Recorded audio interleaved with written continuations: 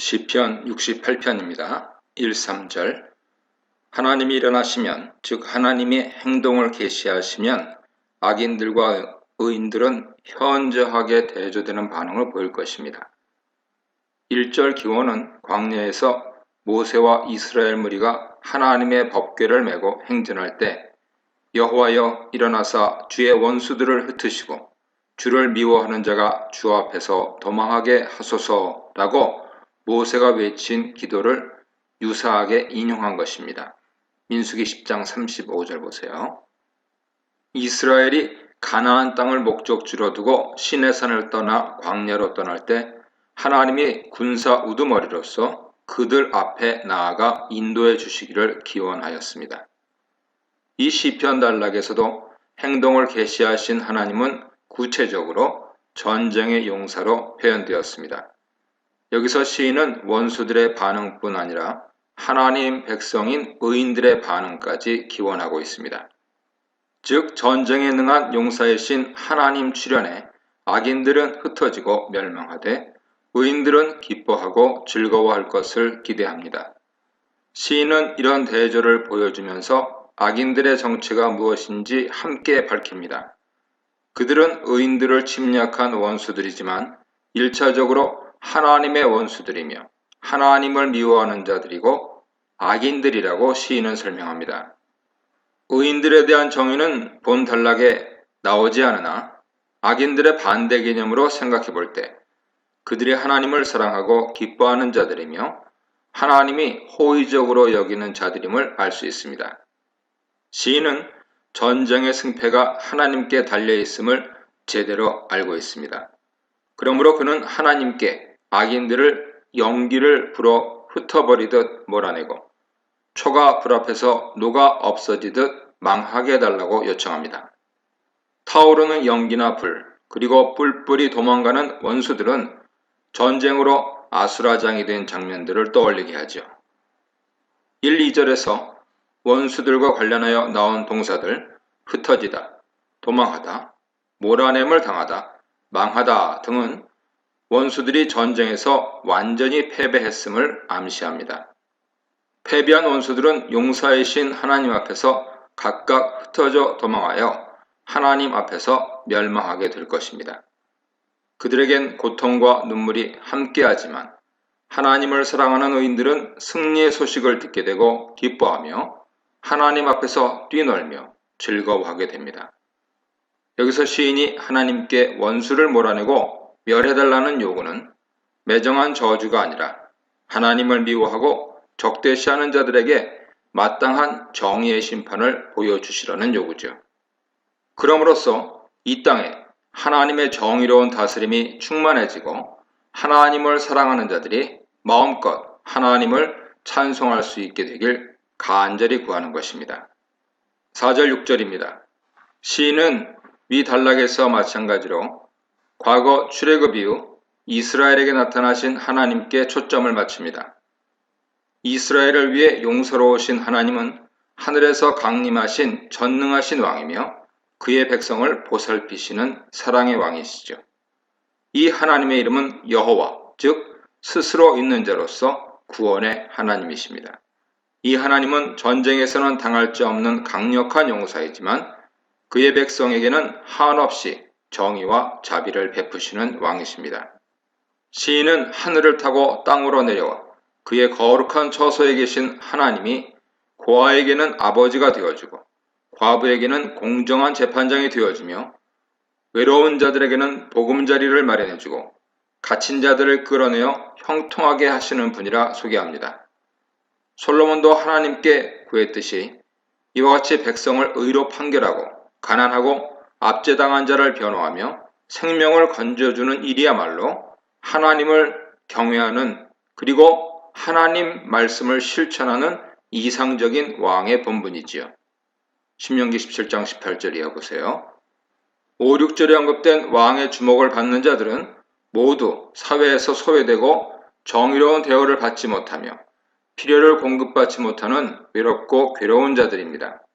그러나 여기서 주목해야 할 점은 그들이 하나님을 거역하는 자들과 상반되는 자들로 묘사되고 있다는 점이죠. 그들이 단순히 어려운 상황에 처해 있기 때문에 하나님이 특별한 관심을 갖고 보살피신다는 말이 아니라 어려움과 고통에 있으면서도 하나님께 순종하며 그분의 도움을 기다리는 자들이므로 하나님이 그들을 보살피시고 어려움을 해결하신다는 뜻입니다. 그렇지만 하나님을 거역하는 자들은 뜨거운 햇볕이 내리쬐어 바짝 말라버린 벌모지에 거하는 것처럼 애타게 도움을 기다려도 아무런 원조를 받을 수 없습니다. 하나님과 그의 말씀을 신뢰하는 자는 물가에 옮겨 심은 나무와 같아 하나님의 관심과 보살핌 안에서 열매를 맺고 자라지만 사람을 신뢰하거나 마음이 하나님으로부터 돌아선 자 또는 하나님 말씀을 순종하지 않는 자는 광야에 있는 마른 나무나 바람에 날리는 겨와 같아 그의 현재나 미래에 대한 어떤 소망도 기대하기 어렵습니다.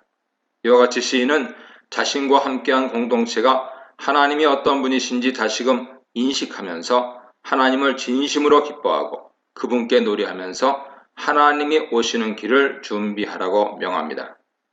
하나님을 맞이하는 공동체는 그분을 노래하고 악기를 연주하며 그 앞에서 기뻐 뜁니다. 하나님이 임재하신 곳은 기쁨과 평안만이 넘치는 곳입니다. 7절 10절입니다. 공동체를 향하여 이스라엘 역사 속에서 자신들을 보살피신 하나님을 찬양하라고 선포한 시인은 이제 하나님을 향하여 계속 출애굽과 그 이후의 사건들을 언급하면서 하나님이 이스라엘을 인도하고 공급하신 일들에 대해 감사하며 찬양합니다. 7, 8절은 출애굽 과정과 광야 여정에서 하나님이 이스라엘에 앞서 행진하며 그들을 이끌고 가시는 과정 중 시내산 등에서 하나님이 나타나셨을 때 땅이 지진을 일으키고 하늘이 비와 천둥과 번개를 떨어뜨린 일들을 묘사합니다. 두 군데 모두 하나님을 이스라엘을 위해 싸우시는 용사로서 이스라엘의 보호자 되신 왕으로서 또한 사람과 온 세상을 만드신 창조주로서 찬송합니다. 1절 6절에서 언급되었듯이 하나님의 백성 이스라엘은 그분의 임재와 다스리심에 기쁨의 환호와 찬양의 소리를 내며 반응하였습니다. 7, 8절에서는 그들뿐 아니라 하늘과 땅과 산들도 하나님의 강림과 그분의 통치 앞에서 떨며 진동하고 하나님을 맞이하며 그분께 순복하였음을 진술하고 있습니다. 시인은 이제 9, 10절에서 광야를 통과하여 가나안 땅에 정착하는 단계를 떠올리게 하는 내용을 언급하면서 하나님이 이스라엘을 얼마나 신실하게 보살피고 공급해 주셨는지 찬양합니다. 먼저 시인은 하나님이 흡족한 비를 내리셔서 그의 기업을 견고하게 하셨다고 설명합니다. 이때 하나님의 기업은 가나안 땅을 가리킨다고 볼 수 있고 이스라엘 백성을 가리킨다고 볼 수도 있습니다.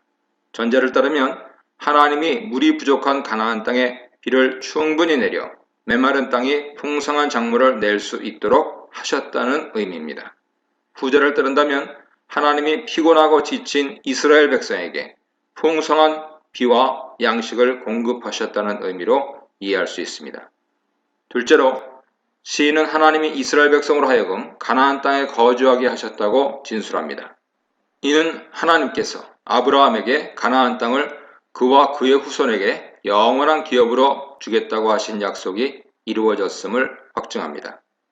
셋째로 하나님이 무리 중 가난한 자를 위해서도 호의를 잊지 않으셨다고 언급함으로써 시인은 하나님이 이스라엘을 끊임없이 보호하고 보살피고 공급하심에 대해 감사드리고 앞으로도 그 일이 계속될 것을 기대합니다.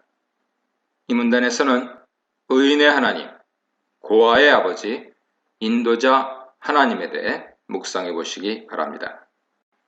11, 14절입니다. 전쟁 용사이신 하나님이 승리를 거두셨습니다.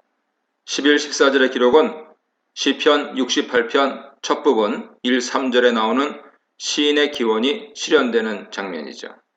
11절에서 주가 주신 말씀이 구체적으로 무엇을 의미하는지 설명되지 않았으나 하나님이 이스라엘을 위해 전투를 계시하셨을 때 그분의 말씀과 능력으로 열방 군대를 치셔서 결과적으로 이스라엘에게는 승리를, 적군에게는 패배를 가져다 주셨음을 알려줍니다.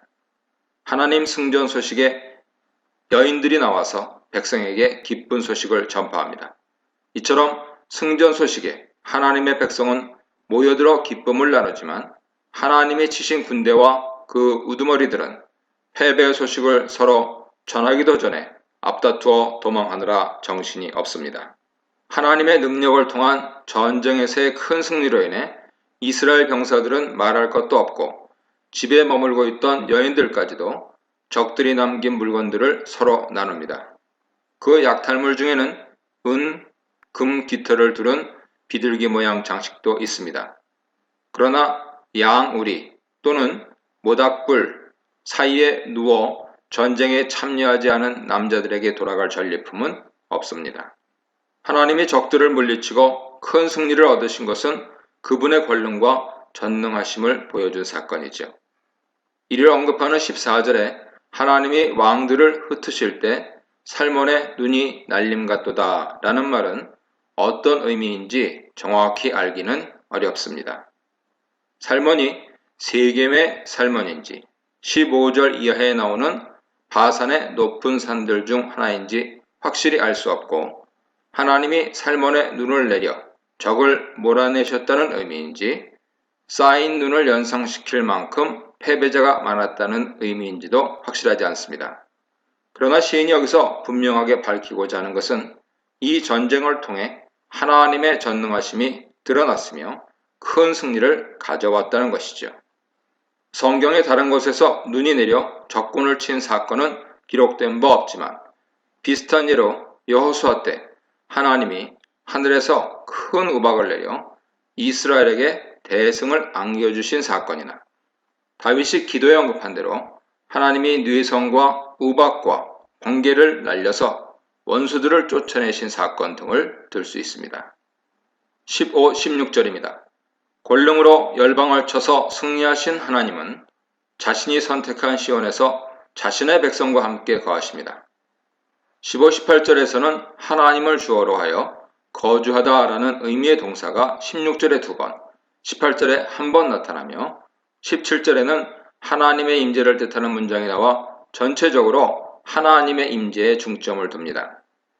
하나님이 시온의 임재하심을 선포하면서 시인은 먼저 바산의 높은 산들을 향해 하나님이 세상에서 가장 뛰어난 신이며 바산도 하나님의 소유라고 선포합니다. 바산은 갈릴리 북동쪽에 위치한 곳이며 높은 산들이 있는 곳은 대부분 동편을 가리키죠. 고대 사람들은 가나안 북쪽에 위치한 시련산, 헤르몬산 해발 2800m입니다. 과 같은 높은 산들을 이방 신들의 거주지로 이해했습니다. 그러므로 시인이 바산의 산을 하나님의 산이라고 선언하는 이유는 험하고 높은 이 모든 산에 하나님 외에 어떤 다른 신들의 세력이 침투할 수 없으며 이 산들이 모두 다 하나님의 소유이자 피조물임을 확실히 밝히는 데 있습니다. 하나님의 소유인 바산의 높은 산들은 하나님이 거주하기 원하시는 산을 시기심으로 바라봅니다. 16절에 언급된 하나님이 거주하기 원하시고 영원히 계시는 산은 29절에서 명백히 밝혔듯이 하나님의 성전이 위치해 있는 시온이나 예루살렘을 가리키죠. 이곳은 하나님이 친히 자신의 이름을 둔 곳이고 예배 장소로 지정하신 곳이며 하나님이 영원히 그의 백성과 함께 거하겠다고 약속하신 거주지입니다. 바산의 산들이 시온산을 질투한다는 말은 시온산이 바산의 높고 위험스러운 산들에 비할 바가 못 되는데 어찌 하나님이 바산의 산과 같은 멋진 거주지를 택하지 않고 보잘것없는 시온산을 자신의 거처로 선택하셨는지 의구심이 일어난다는 의미죠. 시인은 이런 질문에 빗대어 하나님이 시온을 택하신 이유가 외적인 수려함이나 인간이 바라보는 조건에 의한 것이 아님을 밝힙니다. 이는 하나님이 여러 열방 중에서 이스라엘을 택하신 이유가 그들의 인구가 많아서이거나 강한 민족이라서가 아니라 하나님이 이스라엘을 사랑하고 기뻐하였기 때문이라고 말씀하셨듯이 시온을 택한 것도 그곳을 사랑하셨기 때문입니다.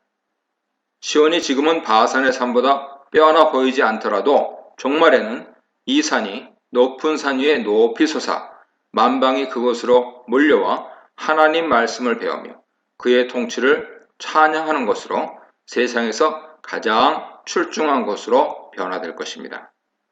전쟁에서 승리하신 하나님은 그분의 강력한 군대인 천군 천사와 함께 높은 곳, 하늘 또는 시온으로 올라오시죠. 하나님은 전쟁에 패한 자들을 사로잡아 그들이 더 이상 반역하지 못하게 막으십니다. 승전하신 왕 하나님은 백성들과 더불어 패망한 자들로부터 예물을 받으시죠.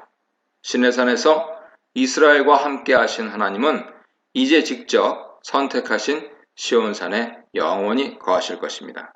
이는 하나님이 시온에서 왕으로서 자신의 백성을 영원히 다스리실 것을 예고하지요. 19, 23절입니다.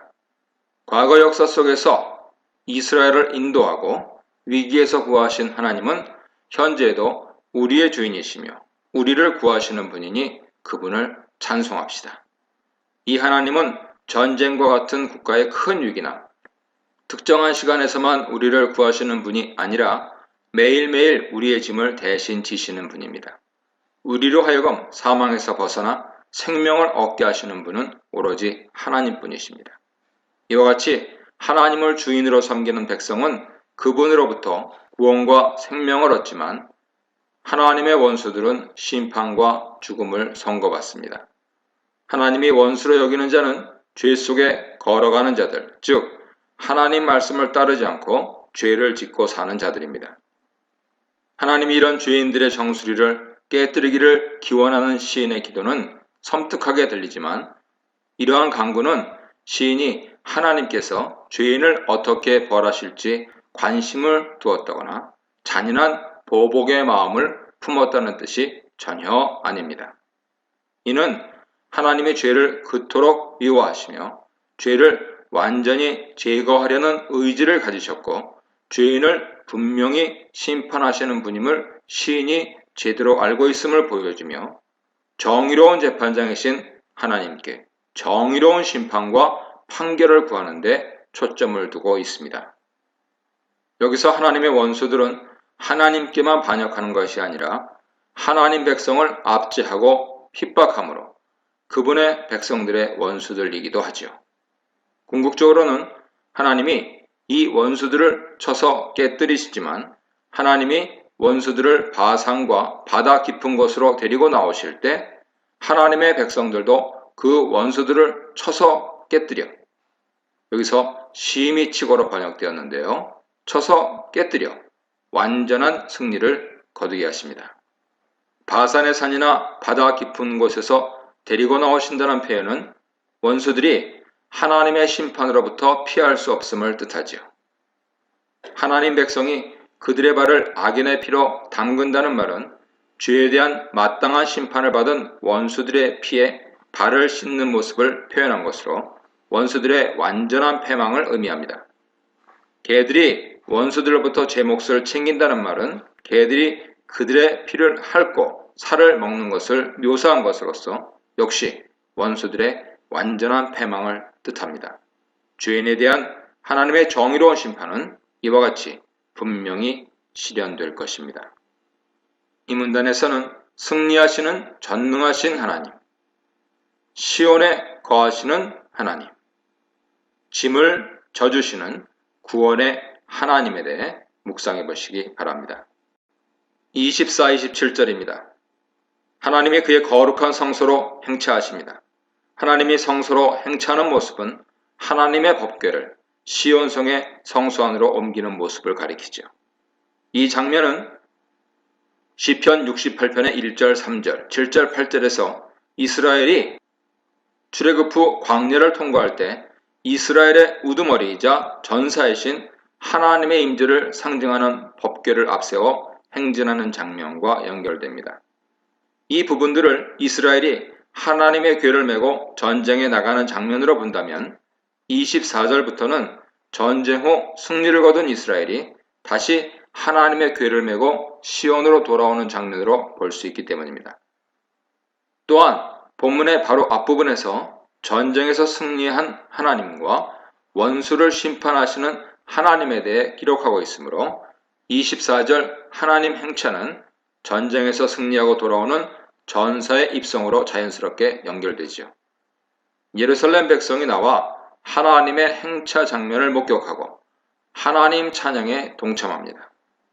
전쟁을 위해 도성을 떠난 하나님 법궤가 다시 성소로 돌아온 것은 전쟁의 승리를 함축합니다.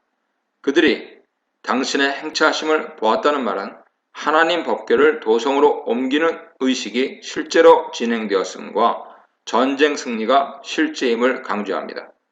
하나님의 법궤를 따라 노래하는 자들, 소고치는 자들, 악기 연주자들의 행렬이 이어지며 하나님을 찬양합니다. 이 장면은 홍해 기적 직후나 다윗이 골리앗을 죽이고 돌아왔을 때 많은 여인들이 나와 소고와 경쇠 등 악기를 잡고 노래하며 춤추던 것과 마찬가지로 놀라운 기적 소식이나 승전 소식을 축하하고 전파하는 모습을 보여주죠. 이와 같은 기쁨 행렬에는 베냐민 지파를 선두로 유다, 스불론, 납달리 지파 고관들도 함께하고 있다고 시인은 언급합니다. 이 네 지파는 이스라엘 12지파 전체 대표로 소개됩니다. 각각 기업으로 받은 땅의 위치에 따라 베냐민과 유다 지파는 남쪽의 지파, 유다 왕국을 대표하고 스불론과 납달리 지파는 북쪽의 지파, 이스라엘 왕국을 대표합니다. 이 단락에서 한 가지 더 눈여겨봐야 하는 부분은 시인이 이스라엘의 승리를 안겨준 하나님을 나의 하나님, 나의 왕으로 부르고 있다는 점이죠. 시인은 이스라엘의 하나님이며 모든 백성의 왕이신 하나님을 개인의 하나님과 왕으로 인식하고 있습니다. 이는 그가 다른 신이 아닌 오직 하나님을 자신의 주인으로 왕으로 섬기고 있음을 고백하고 선포하는 것입니다. 그는 공동체의 기쁜 소식을 본인에게도 크게 영향을 미치는 개인적인 희소식으로 받아들여 이에 감격하며 이분이 바로 나의 왕, 나의 하나님이다 라고 하나님을 자랑스럽게 드높이고 있습니다. 28, 31절입니다. 시인은 예루살렘 성전에 행차하신 하나님을 향하여 하나님의 권능을 다시금 나타내달라고 간구합니다. 28절에 네 하나님이 너희의 힘을 명령하셨도다 라는 문장은 하나님이여 당신의 능력을 베푸소서로도 번역이 가능하며 바로 뒤에 나오는 문장 하나님이여 우리를 위해 행하신 능력을 베푸소서와 같은 의미로 이해할 수 있습니다. 여기서 시인이 하나님으로부터 기대하는 능력은 29절, 35절을 토대로 볼 때 하나님의 이스라엘을 구원하심과 열방을 심판하심, 그리고 그분의 백성과 열방으로부터 경배와 찬양을 받으심을 통해 나타나는 능력이라고 볼 수 있습니다. 하나님이 열방의 왕들과 군대를 무찌르고 예루살렘 성소에서 그분의 위엄을 나타내심으로 온 세상의 왕, 고관, 백성들이 하나님께 나와 경배하며 예물을 바치게 될 것입니다.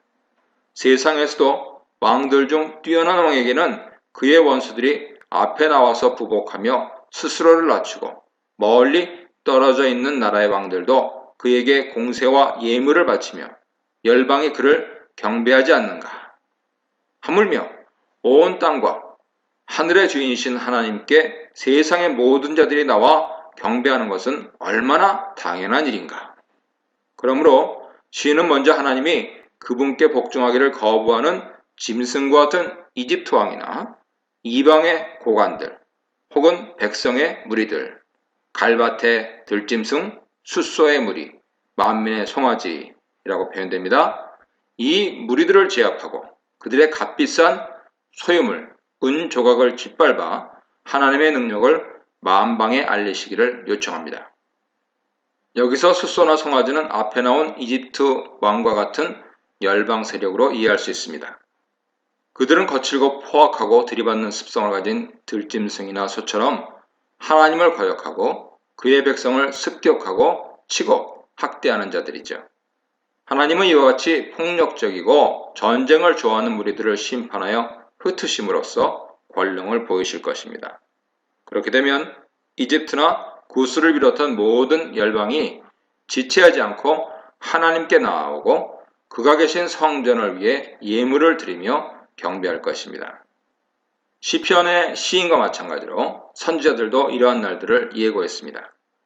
이사야 선지자는 이집트와 구스에서 예물을 가지고 하나님의 시온산에 나오게 될 것을 바라보았고 열방이 시온 성전에 몰려올 날들을 예언하였습니다. 이사야 18장, 19장, 미가 4장 보세요. 또한 이집트나 아수르도 이스라엘처럼 하나님을 섬기고 그의 백성이 되어 복을 받을 것이라고 선포하며 온 세계가 하나님을 경배할 것을 예고하였습니다. 스가랴 선지자는 이집트와 열국이 하나님을 예배하러 예루살렘에 오지 않을 때는 하나님의 징벌이 있을 것이라고 경고하며 만국이 기꺼이 하나님께 나와 경배해야 함을 강조하였습니다. 32, 35절입니다. 이제 능력과 위엄의 하나님이 열국 위의 왕으로 좌정하셨으니 하나님은 이스라엘 백성만이 아니라 땅의 모든 나라로부터 찬양을 받으실 것입니다. 시인은 하나님을 오래전부터 하늘의 구름을 타고 주련하시는 분으로 설명하면서 그분이 세상 역사가 시작될 때부터 세상의 왕이셨으며 전능하신 분임을 밝힙니다. 하늘을 타고 나타나신 하나님은 이미 4절에서 그분이 선택하신 백성 이스라엘을 위해 능력과 위엄을 나타내시고 그의 백성으로부터 경배와 찬양을 받으셨던 분으로 묘사되었습니다. 이제 33절에서는 4절에서 소개된 하나님이 지금도 동일하게 세상의 왕이시며 과거 시내산에서나 광야에서 하나님이 나타나실 때 하늘과 땅이 요동하며 반응하였듯 지금도 그분이 나타나실 때 여전히 하늘의 뇌성이 울리며 세상을 진동시키는 전능자이심을 드러내고 있습니다. 이렇게 함으로써 이스라엘만이 아니라 이제는 땅의 모든 왕국이 함께 하나님을 노래하고 악기를 연주하며 그분을 경배해야 함을 부각시킵니다. 하나님이 자신의 능력과 위엄을 이스라엘과 역사 속에서 나타내셨으니 우리도 이제 이에 화답하여 우리의 능력을 하나님께 돌려야 합니다. 하나님께 능력을 돌리라 하는 명령은 우리 스스로가 하나님의 주권과 통치를 인정하여 그의 권위와 권세에 복종하라는 의미죠. 땅의 예루살렘 성소나 하늘의 성소에 계신 하나님은 장엄하고 놀라우십니다. 그분은 능력과 위엄의 원천이시므로 자신의 백성에게 힘과 능력을 주시죠. 앞서 이미 언급되었듯이 하나님은 소외되고 도움이 필요한 자들에게 호의를 베푸시고 날마다 그의 백성의 짐을 대신 지며 도우십니다. 시인은 이 하나님이 이스라엘의 하나님임을 강조하면서 백성으로 선택하신 것에 대한 감사와 자랑스러움, 그리고 백성으로서 누리는 특권을 제시하였습니다. 이제 열방도 하나님 백성이 되어 이러한 특혜를 누리며 하나님을 송축할 수 있습니다. 이 문단에서는 성소로 들어가시는 하나님, 열방 앞에 권능을 드러내시는 하나님, 하나님의 위엄과 능력을 찬양하라에 대해 묵상해 보시기 바랍니다. 1절 상반절, 하나님이여 나를 구원하소서. 하나님을 향한 시인의 이 첫마디에서 알 수 있듯이 현재 시인에게 가장 절실한 것은 하나님의 구원과 도움입니다. 시인이 하나님을 향해 구조를 요청하는 것은 그가 하나님을 신뢰하고 하나님의 능력을 알고 인정하고 있음을 보여줍니다. 1절 하반절로 5절입니다. 시인이 하나님께 구원을 간청하는 이유는 그가 어려운 상황에 처했기 때문입니다. 먼저 시인은 자신을 깊은 물에 빠진 자로 묘사합니다. 그는 제대로 설 수도 없고 옴짝달싹 할 수도 없는 깊은 수렁과 물속에 빠졌습니다. 게다가 사방에서 진흙과 물이 그를 에워싸며 물살이 그를 덮쳐왔습니다. 시인이 언급한 물들, 깊은 수렁, 깊은 물, 큰 물과 같은 단어는 어려운 처지를 가리키는데 자주 사용됩니다. 동시에 수월이나 무덤을 연상시키기도 합니다. 그러므로 시인이 묘사하는 현재 상황은 자기가 큰 어려움에 갇혀 죽을 위기에 있으며 거기서 손을 쓰거나 빠져나올 방도가 없다고 하는 것을 가리키고 있습니다. 자신의 상황을 하나님께 아뢰므로써 시인은 하나님의 자기를 긍휼히 여겨 구원해 주시길 바라고 있습니다. 어려움에 갇혀 아무것도 할 수 없는 이때 시인은 하나님을 바라고 애타게 그의 도움을 간청하였습니다. 시인은 끊임없이 하나님께 기도하여 피곤하고 목이 타며 끊임없이 하나님을 신뢰하고 응답을 기다림으로 눈이 침침해지는 등 육신적으로 연약해졌다고 설명합니다. 시인의 하나님을 향한 기도와 하나님에 대한 신뢰는 일시적이지 않고 오래전부터 계속되었음을 알 수 있습니다. 하나님을 나의 하나님이라 부르는 데서도 시인이 하나님과 친밀한 관계를 쌓아왔음을 드러냅니다. 시인은 하나님을 전적으로 신뢰하며 그의 도우심을 기다릴 줄 압니다. 이는 시인이 인내할 줄 알아서라기보다는 그가 하나님이 자기를 구해주실 능력자임을 확실히 믿고 신뢰하기 때문이죠. 이제 4절에서 시인은 1, 2절에서 설명한 깊은 수렁의 실체를 밝힙니다. 그것은 바로 시인을 미워하고 원수같이 대하는 자들이었죠. 시인 편에는 아무도 없고 힘도 없지만 그를 상대하는 원수들은 아주 많고 강합니다. 그들은 아무런 이유도 없이 부당하게 시인 한 사람을 미워하고 파멸시키는데 자신들의 힘을 모으고 협력했습니다. 이처럼 한 사람이 아닌 여럿이 서로 만나 미움, 불의, 불공평 등 악을 공유하게 되면 그 악의 성장력이 빠르고 뭉치는 힘이 강하여 그들의 상대에게 더 큰 악행을 저지르며 치명적인 타격을 주기 쉬워집니다. 시인은 강하고 많은 원수를 상대하기에 역부족이었습니다. 그러므로 그는 자기가 훔치거나 약탈하지도 않은 것을 원수들에게 물어줘야 하는 억울한 일조차 겪고 있습니다.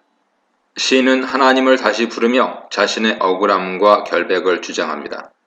바로 당신이 나의 우매함을 아시며 나의 죄가 당신 앞에서 숨김이 없나이다 라고 말하며 자신의 사고나 언행에 미련함이나 죄가 있음을 인정하고 하나님께 솔직하게 고백합니다. 동시에 이런 연약함과 죄가 하나님 앞에 다 드러나므로 하나님이 알지 못하시는 부분이 없음을 분명히 밝힙니다. 시인의 이런 고백은 내용 흐름상 갑작스레 들리지만 그 의도는 자신이 때로 미련하고 죄를 짓지만 원수들의 것을 도둑질하지도 않았으며 다른 잘못을 저지르지 않았음을 주장하려는 것이죠. 하나님께 아랜 모든 말이 참말이며 현재 겪는 모든 일에 자신이 결백하다는 뜻입니다. 자신의 무죄를 증명하면서 시인이 가장 바라는 것은 자신의 억울함과 결백을 하나님이 알아주셔서 속히 어려움에서 건져주시는 것이죠. 6절입니다. 시인은 자신에게 닥친 고난, 원수의 불이 자신의 결백을 고백한 후에 이제 하나님을 바라는 자들이 자기 때문에 수치를 당치 않게 해달라고 간구합니다. 시인이 겪는 부당한 고난이 자기뿐 아니라 하나님의 공동체에게도 부당한 영향을 미치기 때문이죠. 또한 불의한 원수들의 계략으로 시인이 도둑질하지 않은 것을 물어주어 죄인으로 판결난다면 자기에게만 수치스러운 일이 아니라 하나님의 진실한 성도들에게도 수치스러운 일이 되기 때문입니다. 시인은 자기를 구원하지 않으신다면 하나님의 공동체를 구하지 않으심과 매 한 가지라고 호소함으로써 하나님의 신속한 구원을 요청합니다. 여기서 시인이 하나님의 정의로운 심판, 즉 불의를 멸하고 정의를 신원하시기를 호소하는 것은 그가 하나님을 주 만군의 여호와와 이스라엘의 하나님으로 부른 데서도 나타납니다. 주 여호와는 하나님의 구원을 강조하는데 자주 사용되는 호칭이며 만군의 여호와는 전쟁의 용사와 심판주로서의 하나님을 지칭하는 이름이고 이스라엘의 하나님은 언약의 하나님을 상기시키는 호칭입니다. 시인의 원수들은 이방인이 아니라 같은 마을에 사는 이스라엘 백성이지요. 그러므로 시인은 하나님의 성도 공동체를 단순히 이스라엘 백성이라 부르지 않고 구체적으로 하나님을 진심으로 찾고 기다리며 바라는 자들로 부릅니다. 시인은 하나님이 이스라엘의 언약의 왕 되심과 그의 주권과 심판의 능력에 호소하며 하나님이 자기를 속히 구원해 주실 것을 재차 간구합니다. 7절로 12절입니다. 시인이 원수한테서 비방받는 원인은 하나님 때문에 그의 성전을 위하는 열심 때문이었습니다. 구체적으로 그 내용을 알 수는 없으나 당신을 위하여 비방을 받았나이다. 당신의 집을 위하는 열성이 나를 삼켰나이다.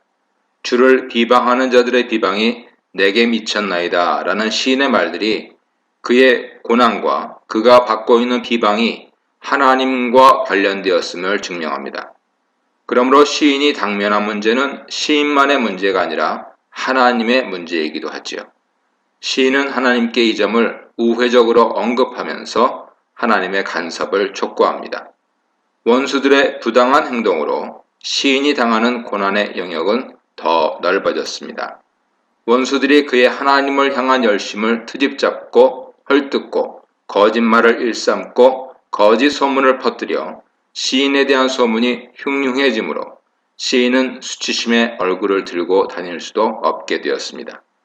이런 소문을 듣고 그의 형제 자매조차 그를 외면하고 모르는 사람 대하듯 하여 시인의 외로움과 괴로움은 더해갔습니다. 시인은 원수들의 비방과 가족의 따돌림을 되받아치지 않고 그 대신 울며 금식하고 기도하는 쪽을 택했습니다.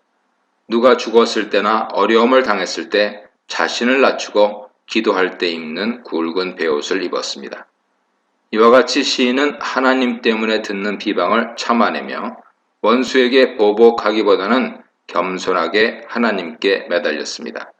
그러나 시인의 이런 태도가 도리어 사람들의 입방아에 오르내리며 조롱거리가 되었습니다. 성문에 모여 장사하고 물건을 사는 자, 재판이나 모임에 참여하는 자, 성을 출입하는 자 등 마을의 여느 사람들서부터 술 취하여 정신을 가누지 못하는 자들에게까지 시인은 비난과 조소와 욕의 주인공이 되었습니다.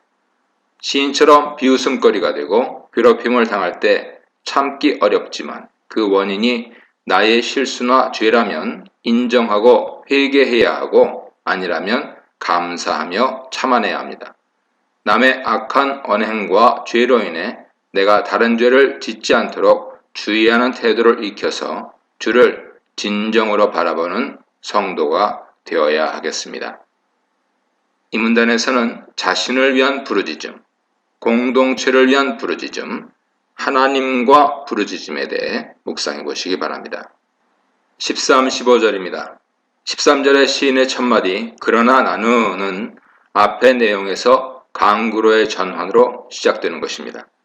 1절 12절에서 시인은 당면한 고난, 즉 고난의 기쁨, 기도와 고통으로 쇠한 육체와 마음, 원수들의 불의한 행위, 자기 때문에 다른 성도들이 받을 고통, 하나님과 성전에 대한 열심 때문에 들은 비방, 가족들의 외면, 기도와 금식, 마을의 조롱거리가 된 자신에 대해 단식했습니다. 시인의 단식은 단순한 하소연만이 아니라 하나님이 자기 상황을 재판장으로서 판단하시고 긍휼을 내려 구원해 주시길 간접적으로 구하는 행동이죠. 이제 시인은 직접적으로 또 적극적으로 하나님께 구원의 응답을 간청하는 데 열중합니다. 계속된 기도에도 하나님의 응답이 없지만 시인은 이때를 은총의 때, 기도 받으실 만한 때, 나를 반기시는 때로 번역됐죠. 기도 받으실 만한 때라고 부르며 이 시간을 하나님이 응답하실 기회로 삼으시길 기대합니다. 하나님을 향한 시인의 간구는 두 단락으로 나눌 수 있는데요. 각 단락마다 시인은 먼저 하나님의 성품을 의지하여 간구하고 그 다음으로는 자신이 당하고 있는 고난을 근거로 간구합니다. 각 단락은 내게 응답하소서라는 간구로 시작합니다. 13절 하반절 16절 보세요. 또한 각 단락에 7개의 간구 문장이 긍정과 부정 형태로 섞여 나옵니다. 성경에서 7이라는 수가 완벽함, 완성, 총체를 의미하므로 시인이 7번씩 간구하는 것은 그의 간구가 총체적이며 완결되었음을 암시한다고 볼 수 있습니다. 모든 간구의 내용은 응답하소서와 구원하소서 두 가지로 요약되죠. 그런데 응답이 바로 구원을 의미하기 때문에 이 둘은 구원의 응답으로도 요약될 수 있습니다. 먼저 첫 단락 13절 하반절로 15절을 살펴보면 시인은 하나님께 당신의 많은 인자와 당신의 구원의 진리로 응답해달라고 간청합니다. 시인은 당신의를 반복하면서 인자, 구원, 진리가 다른 이가 아닌 하나님께 속한 성품임을 강조합니다. 여기서 구원의 진리는 확실한 구원, 구원하시는 진리, 성실하심으로 이해할 수 있습니다. 시인은 이처럼 하나님의 구원의 응답이 그가 베푸실 은혜의 결과며 인자와 성실하심의 증거임을 제대로 알고 있습니다. 하나님의 성품을 의지하여 기도한 시인은 이제 14, 15절에서는 자기에게 닥친 고난을 근거로 들어 구원을 간청합니다. 여기 나오는 6가지 간구는 모두 구원하소서 의미와 일맥상통하죠. 또한 여기에 나오는 수렁, 깊은 물, 큰 물, 깊음, 웅덩이, 웅덩이 입구 6단어는 시인이 이미 1절, 4절에서 언급한 단어들과 같은 종류로서 시인의 고난 상황을 재차 기억나게 합니다. 본문에는 이 6단어에 시인을 미워하는 자들을 더함으로써 수렁과 물의 정체, 즉 고난의 주범이 시인의 원수들임을 확실히 밝힙니다. 이로써 고난과 관련된 단어가 7이 되므로 이 숫자에는 자신의 고난이 총체적이며 위중하다는 것이 함축되었다고 볼 수 있습니다. 또한 이미 4절에 나온 시인을 미워하는 자들이라는 구체적인 표현을 재사용함으로써 시인을 이유 없이 죽이려 하고 도둑으로 몰고 그에 대한 거짓 소문을 내는 등 원수들이 시인에게 저지른 악행을 하나님이 다시금 기억하시고 자기를 긍휼히 여기시기를 바랍니다. 시인은 이미 원수들이 파놓은 깊은 수렁에 빠졌고 원수들의 비방과 거짓 소문에 큰 물에 휩싸였습니다. 그러므로 하나님이 자기를 수렁과 깊은 물에서 끌어내시길 간구하고 자신이 수렁과 물의 세력에 매몰되지 않기를 기도합니다. 이 최악의 상황에서 남은 길은 시인이 빠진 수렁의 입구가 닫혀 그가 그곳에 완전히 매장되어 죽거나 하나님이 그에게 은혜와 인자를 베풀어 수렁에서 그를 건져내어 살리시는 것이기 때문입니다. 16, 18절입니다. 13, 15절에 이어 16, 18절에서도 시인은 계속해서 하나님의 구원의 응답을 촉구합니다. 16, 17절에는 4가지 간구가 등장하는데 이들 모두 하나님의 응답을 구하는 기도입니다. 히브리 원문에서 16절 첫 문장과 17절 마지막 문장이 똑같이 내게 응답하소서로 나와서 서로 연결되면서 하나님의 응답을 재촉하는 구실을 합니다. 이 중간에 나오는 내게로 돌이키소서와 당신의 얼굴을 숨기지 마소서 또한 의미상 서로 연결되죠. 전자는 하나님의 얼굴을 시인에게 향하여 주목해달라는 뜻이며 후자는 하나님의 얼굴을 보여달라는 뜻으로서 근본적인 의미는 같습니다. 또한 응답해달라는 우회적인 표현이죠. 한편 18절에 나오는 3가지 간구, 내 영혼에 가까이 하소서, 내 영혼을 구속하소서, 나를 성령하소서 하는 것은 구원하소서로 요약할 수 있습니다. 이 중 구속과 성령은 특히 값을 지불하고 노예를 해방하거나 땅을 되찾아주거나 죄인을 풀어줄 때 사용되는 단어입니다. 시인은 하나님이 자신의 구속자와 속량자 되심을 언급하면서 하나님의 구원의 응답이 속히 그에게 임하시길 바랍니다. 한편 16, 18절 간구는 하나님의 성품과 시인의 고난을 근거로 제시됩니다. 하나님의 성품으로는 13절의 인자하심이 반복되었고 선하심, 긍휼이 덧붙여졌습니다. 13, 16절에 나오는 하나님의 성품, 은총, 인자하심, 성실하심, 선하심, 긍휼은 하나님이 출애굽 후 금송아지를 만들어 그를 반역한 이스라엘과 다시 언약을 맺을 때 하나님이 직접 언급하신 당신의 대표적인 성품이죠. 출애굽기 34장 6절 보세요. 시인은 하나님이 자기를 건져주심으로써 그의 언약과 성품을 확증하시길 기대합니다. 고난을 근거로 한 간구의 경우에는 자신이 환난 중에 있음을 밝혔고 그 환난이 원수로 인한 것임을 반복했습니다. 14절에 나를 미워하는 자들과 마찬가지로 18절에서 내 원수들을 언급함으로써 시인은 하나님이 원수들의 악행을 갚아주시고 시인을 속히 구해주시기를 재촉합니다. 19, 21절입니다. 강구를 마친 시인은 수욕과 외로움 속에서 긍휼함을 얻지 못한 자신의 모습을 하나님께 내어놓습니다. 19절은 당신께서 나의 비방과 나의 수치와 나의 능력을 아시나이다로 번역되는데, 이때 시인은 나의를 반복하여서 모든 비방과 욕이 자신에게 향했음을 강조합니다. 또한 주어인 당신을 강조하여 자기의 상황을 제대로 아시는 분이 하나님이심을 분명히 밝힙니다. 시인이 5절에서 그의 실수나 죄를 하나님이 아신다고 고백하며 자신의 무죄를 강조했다면, 19절에서는 그의 고난을 하나님이 아신다고 고백하며 원수들의 유죄를 강조합니다.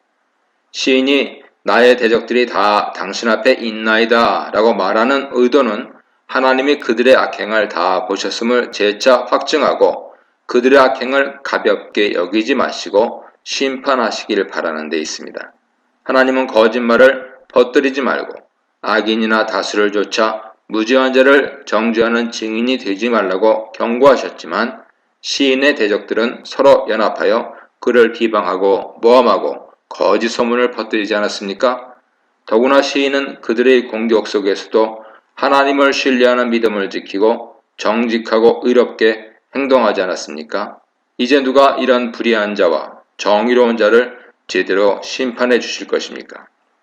비방을 듣고 수욕을 당한 시인은 마음이 깨지고 근심이 가득했습니다. 또한 원수들뿐 아니라 자신의 가족과 마을 주민들로부터 외면당하고 있었으므로 외로움이 가득했습니다. 그는 사람들 중에서 자기를 긍휼히 여기고 위안해 줄 자를 바라고 찾았지만 그런 자는 어디에도 없었습니다. 시인은 완전히 혼자가 되었죠. 원수들은 시인에게 쓴 식물, 쓸개로 번역되었죠. 쓴 식물을 음식물로 주었고 목이 마른 그에게 식초를 주어 그의 슬픔과 외로움을 더했습니다. 누가 이런 시인을 불쌍히 여겨 구원의 응답을 주실 건가요? 시인은 오직 하나님만 바랍니다. 이 문단에서는 하나님의 응답과 믿음, 하나님의 인자와 믿음, 하나님의 지식과 믿음에 대해 묵상해 보시기 바랍니다. 22, 28절입니다. 대적들의 핍박으로 고통을 호소한 후 시인은 그들에게 하나님의 심판이 임하기를 간구합니다. 이 간구는 신명기 27장 15, 26처럼 12문장의 저주로 구성되었습니다. 26절을 빼고 각 절에 2문장씩 나오며 26절에는 그들이 심판받아야 할 이유가 기록되었습니다. 시인이 원수의 심판을 구하는 것은 이기적인 복수심 때문이 아닙니다. 시인은 그들에게 잘못이나 해를 끼치지 않았으며 그들의 부당한 비방과 요구에 보복하기보다는 겸손과 눈물의 기도와 금식을 택했습니다. 하나님 백성에게 악을 행한 자는 하나님께 악을 행한 것과 마찬가지고 그의 나라의 질서를 어지럽힌 것이므로 시인은 하나님이 정의로 그들을 심판하시길 바랍니다. 물질적, 육신적, 정신적, 영적, 사회적인, 총체적인 심판이 원수들에게 임하기를 하나님께 요청합니다. 22절은 대적의 밥상과 평안이 올가미와 미끼가 되어서 그들이 공경과 멸망에 빠지게 해달라는 간구입니다. 밥상과 평안은 악을 저지르면서도 일상에서 풍족함과 평안을 누리는 대적의 모습을 표현합니다. 이 모습은 쓴 식물과 식초로 차려진 밥상과 근심이 가득한 시인의 모습과 대조를 이루어 시인의 일상의 평안을 앗아간 대적의 악행을 상기시킵니다. 23절은 대적의 눈이 멀고 허리가 흔들려 육신이 쇠진하기를 바라는 기도입니다. 현재 악인의 육신적 건강은 그들의 핍박 때문에 울부짖고 금식하며 목이 쉬고 눈이 침침해지고 몸을 가눌 수도 없게 된 시인의 상태와 대조되죠. 24절은 하나님의 진노가 그들에게 임하게 해달라는 간구입니다. 이는 원수들의 죄가 커서 하나님의 노여움과 심판에서 벗어날 수 없음이 확실함을 나타내죠. 25절은 대적의 집이 폐허가 되고 그의 가족 및 거주하는 모든 이가 대적과 함께 멸하기를 바라는 간구입니다. 시인은 대적의 거짓 소문 때문에 가족과 주민들로부터 부당한 따돌림과 멸시를 받았습니다. 그러나 이제 대적들은 그들이 저지른 악행 때문에 그를 아는 자들의 고통을 보게 될 것입니다. 시인이 왜 이와 같은 심판을 대저에게 내려달라고 간구하고 있습니까? 26절에서 시인은 자신을 하나님이 치신 자, 하나님이 상하게 하신 자로 표현하며 원수들이 자기에게 긍휼을 베풀기는커녕 오히려 부당하게 자기를 핍박하고 비방했기 때문에 그들이 심판받는 것이 당연하다고 설명합니다. 마지막으로 27, 28절에서 원수들의 최후에 대해 간구합니다. 이 두 절은 의미상 서로 연결되죠. 27절은 원수들의 죄악에 죄를 더하여 하나님의 공의나 구원을 얻지 못하게 해달라는 간구며 28절은 원수들을 생명책에서 지워 의인들의 이름과 함께 기록되지 않게 해달라는 간구입니다. 이 간구들의 공통점은 악인들의 유죄 판결과 그 결과죠. 원수들은 그들의 죄악으로 말미암아 의인들이 누리는 하나님의 구원과 생명을 얻지 못할 것입니다. 그들의 소속은 행악자 무리이며 의인의 무리에 낄 수 없습니다. 29, 31절입니다. 시인은 13절에서 그러나 나는으로 시작하여서 탄식에서 강구로의 전환을 이루었고 이제 29절에서도 그러나 나는으로 시작하며 원수에 대한 심판의 강구에서 하나님 찬양으로 전환을 이룹니다. 29절의 찬양으로의 전환은 이 시 전체의 전환점이죠. 아직 하나님의 구원에 응답이 없어서 시인의 상황이 변한 것은 없지만 그는 하나님을 찬양할 의지가 있고 그만큼 하나님을 신뢰하고 있습니다. 시인은 자신을 가난하고 슬프다고 표현하면서 자신이 하나님과 그분의 성전에 대한 열심 때문에 원수들로부터 핍박을 받아 위로와 긍휼이 핍절되어 심신이 고통스러움을 밝힙니다. 그러므로 시인은 하나님의 구원을 다시 요청하고 그가 구원을 베푸시면 하나님이 구원자이심을 감사와 찬송으로 선포할 것이라고 고백합니다. 시인은 이처럼 하나님을 신뢰하고 그의 구원을 기대하며 간구하고 감사 찬양하는 것이 짐승을 바치거나 예물을 드리는 것보다 하나님을 더 기쁘시게 한다는 점을 잘 알고 있습니다. 32, 36절입니다.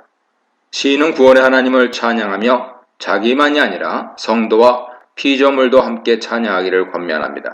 하나님 찬양의 이유는 키, 왜냐하면 진실로 번역될 수 있는데요. 키로 시작되는 33, 35절에 소개되죠. 시인은 하나님 공동체를 6절에 하나님을 바라는 자들, 하나님을 찾는 자들에 덧붙여서 32, 33절에 공고한 자들, 하나님을 찾는 자들, 궁핍한 자들, 갇힌 자들로 정의합니다. 다만 단지 고통에 처했고 포로나 죄수라 해서 성도라 할 수 없으며 부유하거나 자유를 누린다 해서 성도라 할 수는 없습니다. 시인이 정의하는 성도란 삶이 평화롭든 공고하든 하나님을 찾는 자들이며 특히 고난의 때 다른 데서 도움을 구하지 않고 오직 하나님만 신뢰하며 그의 도움을 구하는 분입니다. 덧붙여 시인은 하나님을 찾는 자들을 이 두 부분에 반복하여서 의미상 확실한 연결고리를 제공해 줍니다. 6절 32절 보세요. 즉 시인이 원수들에게서 수치를 당하면 이는 시인에게만 아니라 성도에게도 수치가 될 수 있듯이 6절이죠. 하나님이 시인을 구원하시면 이는 시인에게만 아니라 성도에게도 기쁨이 되며 기운나는 일이 될 것입니다. 32절이죠. 시인은 하나님이 곤란에 처한 성도를 모른 채 하거나 업신여기지 않으시고 그들의 기도에 응답하신다고 선포하며 무리를 하나님 찬양에 동참케 합니다. 이처럼 자신만을 위해 기도한다면 하나님의 응답과 그로 인한 기쁨의 기회는 한정되지만 다른 이들을 위해 기도한다면 하나님께 응답받고 기뻐 찬양하는 기회는 무한정 늘어날 것입니다. 공동체의 찬양을 격려한 시인은 이제 하늘, 땅, 바다, 그 안의 생물 등 피조물을 향하여 하나님을 찬양하라고 외치고 그 찬양의 이유를 밝히며 시를 마칩니다. 피조물이 그의 창조주이신 하나님을 찬양하는 것은 당연하지만 오늘 시인이 하나님 찬양의 이유로 제시한 것은 하나님이 이스라엘, 더 나아가 그의 성도를 향해 베푸실 구원과 회복의 은혜 때문입니다. 첫 번째로 하나님이 시온을 구원하실 것입니다. 둘째, 하나님이 유다 땅 곳곳에 성읍을 세워주실 것입니다. 셋째, 하나님의 백성 이스라엘과 후손이 성읍에서 기업을 차지하며 살 것입니다. 여기서 시온 유다를 언급하고 있으므로 남유다를 지목한다고 볼 수도 있고 나라, 백성, 기업의 회복을 언급하므로 구원 시기를 어떤 전쟁 이유나 포로 이유로 추측할 수도 있습니다. 그러나 이 시편의 전체 문맥에서는 역사적 상황을 짐작케 하는 단서가 없어 언제인지 시기는 불확실하고 찬양의 이유 또한 이스라엘만이 아닌 모든 성도에 대한 하나님의 이상적인 축복으로 볼 수 있으므로 시기에 집중하는 것은 적절하지 않을 수 있습니다. 문맥상 중요한 것은 현재뿐 아니라 미래에도 그의 백성을 지키고 축복하실 하나님을 찬양하는 데 있으므로 그 내용과 의미를 더 살펴보아야 합니다. 먼저 하나님이 시온을 구원하심은 이스라엘의 회복을 암시하며 특히 시온이 하나님의 성전이 있는 예루살렘을 지칭하므로 하나님의 임재와 예배가 회복됨을 암시합니다.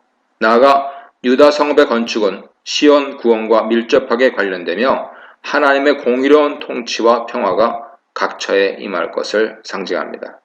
그리고 백성이 땅을 소유하고 그곳에 거주하는 것은 기업의 축복과 하나님의 공급하심을 의미합니다. 땅 또는 기업의 약속은 하나님이 아브라함 언약을 통해서 그와 그 자손에게 주신 것으로서 땅이 한 세대만이 아니라 자자손손의 삶의 기틀이 될 것을 확증합니다.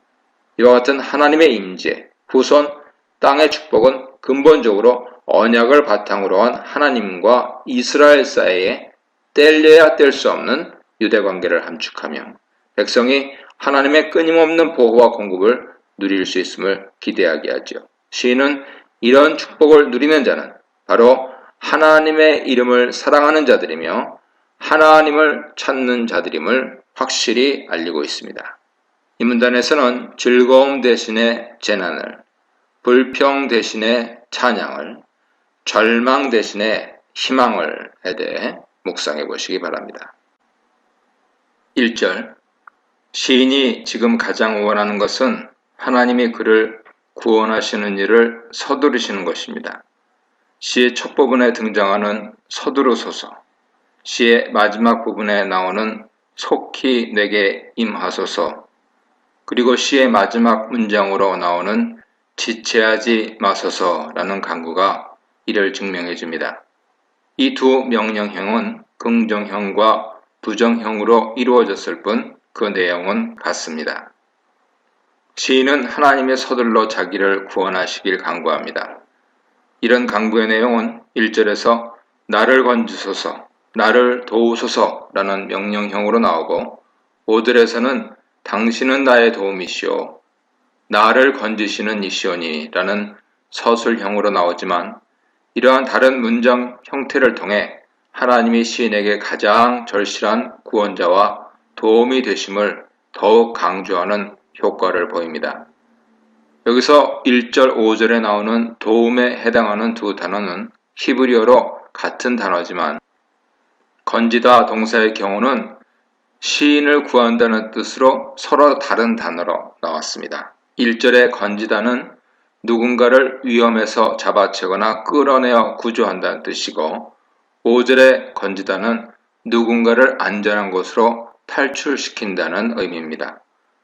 두 단어 의미처럼 시인은 하나님이 자신을 구조하는 일이 재빠르게 일어나고 그 결과로 안전을 얻을 수 있기를 간절히 바랍니다. 2, 3절입니다. 하나님의 신속한 도움을 갈망하는 시인은 어떤 상황에 처했을까요? 2, 3절과 5절을 살펴보면 시인의 현재 고난은 시인을 경멸하고 그가 죽기를 바라는 원수들 때문이라는 것을 짐작할 수 있습니다. 이외에는 구체적인 언급이 없어서 알 수 없습니다.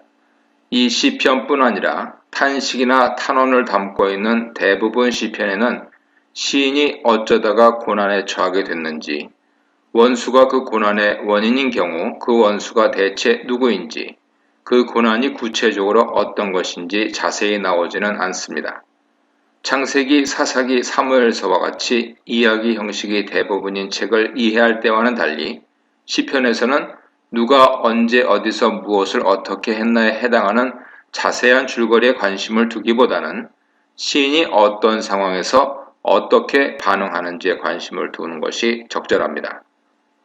시인은 하나님께 신속히 구해달라고 요청한 후에 자기를 괴롭히는 원수들의 심판을 간구합니다. 간구의 내용은 두 가지로 나오는데요. 첫째, 원수들의 특징과 악행에 대한 고발이고, 둘째, 원수들에게 하나님의 정의의 심판이 임하기를 바라는 간청입니다. 먼저 시인의 원수들은 시인을 죽이려 드는 자들이죠.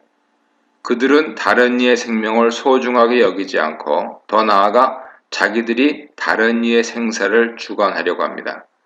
이런 태도는 그들이 근본적으로 생명의 원천이신 하나님을 존중하지 않음을 나타내죠. 시인은 자기를 찾아 없애려 하는 그들의 계획이 수포로 돌아가 수치와 낭패를 당하기를 하나님께 간구합니다.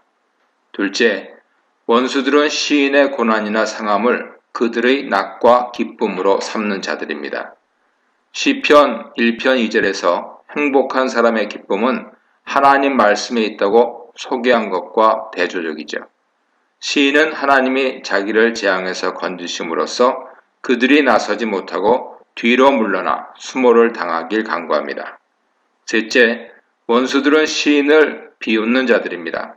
그들은 아하, 아하 하면서 웃는데요. 조롱과 멸시가 내포되어 있습니다. 이 웃음에는 그러면 그렇지, 그럴 줄 알았어, 안 됐다, 꼴 좋다 등의 의미가 함축되어 있죠. 원수들은 비열하여 그들의 추악한 감정을 상대에게 드러내는데 아무런 양심의 가책을 받지 않습니다. 오히려 그런 야유를 받는 대상이 수치스럽고 무한을 느낄 때 더 기뻐하죠. 시인은 조롱받는 자기가 아니라 원수 본인들이 수치를 느끼고 시인으로부터 떨어져 나가길 간구합니다. 성경에 자주 기록되는 악인의 소행에서 나타나는 악인의 근본적인 공통점은 그들이 하나님을 경외하지 않고 하나님을 제대로 알지 못한다는 점이죠. 그들은 자신들이 선호하는 다른 것 때문에 하나님을 쉽게 버리고 하나님의 말씀을 진지하게 생각하지 않아 선하고 성결하게 사는 길을 버리고 자기들의 유익을 추구하며 삽니다. 공법과 정의를 쓸개나 쑥처럼 쓴 것이라고 여기고 악행을 저지르는데 주저하지 않습니다. 자신의 승리나 성공을 자기 힘으로 얻었다고 생각하며 교만하게 행동합니다. 하나님의 절기를 지키고 제사와 예물을 드리지만 그들의 진정한 의도는 자기 만족에서 나옵니다. 4절입니다. 원수들의 심판을 간구한 시인은 이제 정반대 무리인 하나님의 성도들을 위해 간구합니다. 시인이 소개하는 참된 성도에 대한 정의와 그들을 위한 간구는 원수에 대한 정의와 정반대로 서술되었습니다. 원수들은 누군가에게 상처를 입히고 멸하기 위해 그 사람을 부지런히 찾는 자들이지만 성도들은 하나님을 찾는 자들이죠. 원수들은 그들이 괴롭히는 자의 상처를 기뻐하고 조롱하는 자들이지만 성도들은 하나님을 기뻐하고 즐거워하며 그의 구원을 사랑하는 자들입니다. 원수들은 그들의 핍박 대상을 향해 아하, 아하라며 비웃는 자들이지만 성도들은 늘 하나님은 위대하시다라며 찬양하는 자들입니다. 성도들이 하나님의 위대함을 말할 수 있는 이유는 근본적으로 하나님, 그분의 주권으로 우주를 다스리시며 각 성도의 삶을 주관하고 살피고 베푸심을 제대로 인식하고 감사하기 때문일 것입니다. 또한 하나님을 각자의 주인으로 인정하고 자기 지식이나 경험이 아닌 하나님을 범사에 인정함으로써 여호와를 경외하는 자들이죠. 에스라와 느헤미야는 이스라엘 공동체의 영적, 사회적, 종교적 재건에 힘쓸 때 무슨 일이든 하나님께 기도했으며 매사에 하나님의 도우시는 손길이 있었음을 언급했습니다. 다니엘도 왕들의 꿈이나 불가사의한 일을 설명하면서 그 지혜가 하나님께로부터 왔음을 늘 고백했습니다. 여기서 기억해야 할 것은 시인도 하나님의 진정한 성도 중 하나라는 점이며, 성도를 위한 간구는 시인 자신의 구원을 위한 간청도 된다는 점이죠. 시인은 자기가 하나님을 찾는 자이며 그의 구원을 사랑하는 자이므로 하나님이 어서 자기를 건져주셔서 다시 하나님을 기뻐하고 그의 위대함을 선포할 수 있길 기대하고 있습니다. 5절입니다.